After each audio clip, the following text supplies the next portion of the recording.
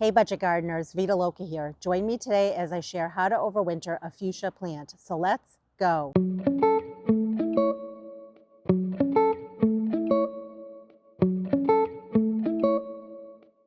I love fuchsia. It's been a number of years since I've grown this plant, and I'm excited to have not only one but two plants to grow in my garden for next year. My friend Linda gave me two of her plants, and she said I was welcome to overwinter them if I wanted to. Since I've never overwintered this plant before, I spent a lot of time researching how to overwinter it, and I feel pretty confident that I can overwinter this plant with no problem at all. Even though fuchsia can be hardy in many zones, this particular plant is not hardy here where I live. Therefore, I need to be able to overwinter it so I can have it come back for me next year. Here are some important things to know if you want to overwinter this plant. First of all, they will not tolerate a frost, so you want to make sure you bring them in well before a frost hits them. Second, if you're going to overwinter it, you want to place it in an area where it's not going to get any frost. And the best temperature range is somewhere between 40 to 50 degrees Fahrenheit. So some great places where you can overwinter this plant would be in a greenhouse as long as it's protected and it doesn't drop below 40 degrees Fahrenheit, or a garage, but again, it has to be a garage that doesn't get very cold during the winter. Another place could be your basement. And the key is we're trying to keep this plant dormant. So you also don't want it to be in an area where it's going to be too hot.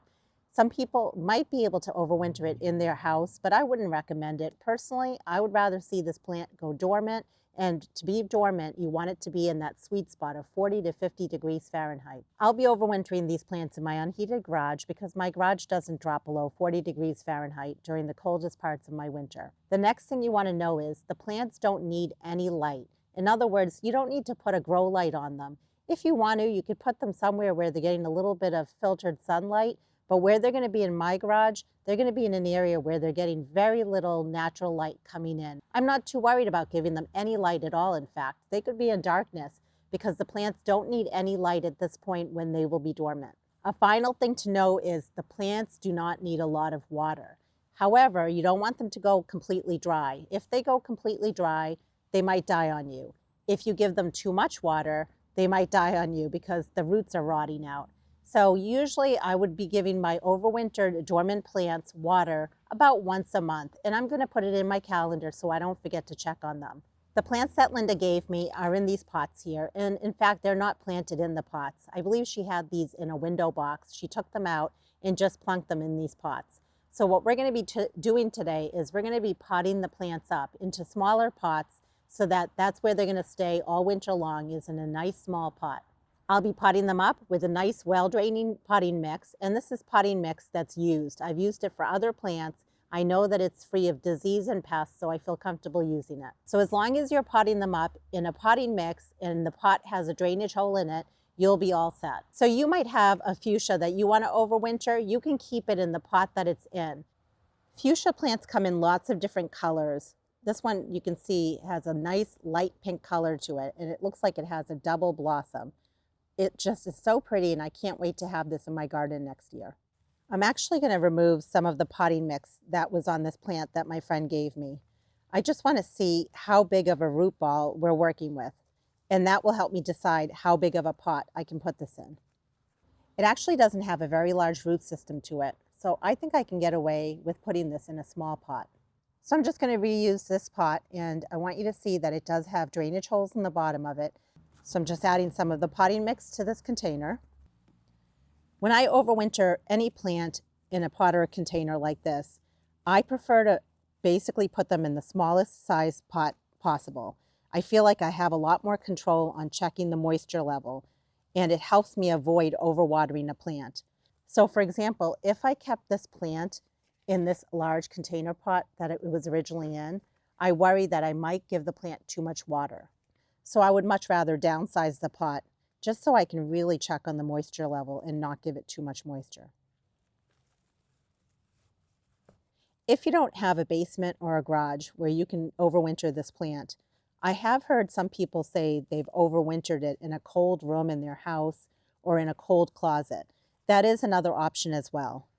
Another thing that I've heard people do is they stop watering their plant as the season is winding down. I just barely got these plants from my friend, but if I had this out in my landscape or in my yard, I would definitely stop watering it and I would stop fertilizing it well before a frost or a freeze was expected. The next thing I want to do is remove any of these beautiful flowers from my plant. I basically want to tell my plant it's time to go to sleep for the season. It's time to go dormant. So I'm just using my hand pruners and I'm cutting off the blooms. And if there are any flower buds on here, now is the time to remove those as well. Some people like to remove all the leaves off of their plant. That is optional. You can keep all the leaves on here, but just know that as the leaves start to turn yellow and as they start to drop, you want to remove any leaves that are at the base of your plant. And the reason is you don't want those leaves carrying disease and basically killing your plant. So if you had a nice large plant that was in your yard and you noticed there were a bunch of leaves in the bottom of it, you want to go ahead and remove any of the leaf litter at the base of your plant. But you can see we just potted this up, so we don't have any leaf litter. I'm going to be keeping the leaves on my plant. When I check on this plant once a month, I will also remove any of the leaves that start falling at the base of the plant. Another thing that's good to do is to cut back your plant. This plant is not very big. I feel that my friend already cut it back for me. However, if it was a very, very large plant, you would want to go ahead and prune back or cut back your plant. The question is by how much. You want to cut it back pretty much just past where this pot is, just barely past where the pot is. And you don't have to be particular about where you're cutting it. It doesn't need to be above or below a leaf node. It doesn't really matter at this point. And you would want to do that all the way around your plant. But again, this is a pretty small plant, so I'm not going to worry about cutting it back any more than what we have here. So remember, during the winter, the plant will be dormant, but you don't want to forget about it. You want to check on it once a month. If you need to, put it in your calendar so you don't forget. And the main things that you're looking for each month are you're looking to make sure that the plant is not fully drying out. And if it does feel very dry to you, go ahead and give it the smallest drink of water, but don't give it too much water because that's not good for the plant. It will rot those roots. The plant is dormant. It does not need much.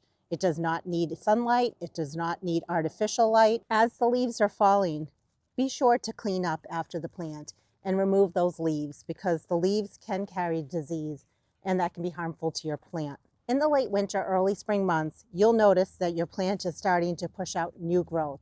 That's usually an indicator that the plant is ready to come out of dormancy. And at that point, you can feel free to bring it inside if you want to, and you can start giving it a little bit more water as it's starting to wake up. What I usually do with my overwintered plants is I start bringing them outside during those warmer days, but at nighttime I bring them right back inside. And when I say warmer days, I'm talking 50 degrees or warmer. That's about when I'll start bringing my plants outside just so they can get a little bit of sunlight. And even though I'll be bringing them out during the daytime, I'm still going to be careful not to give the plants too much water.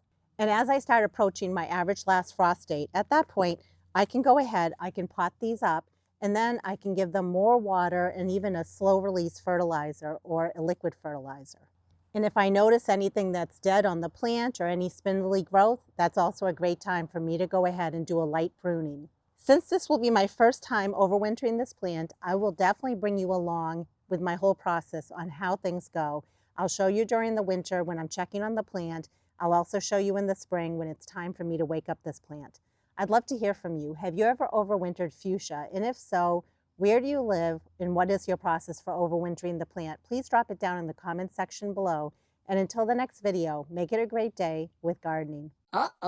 As the leaves start falling, make sure you're pulling, as the leaves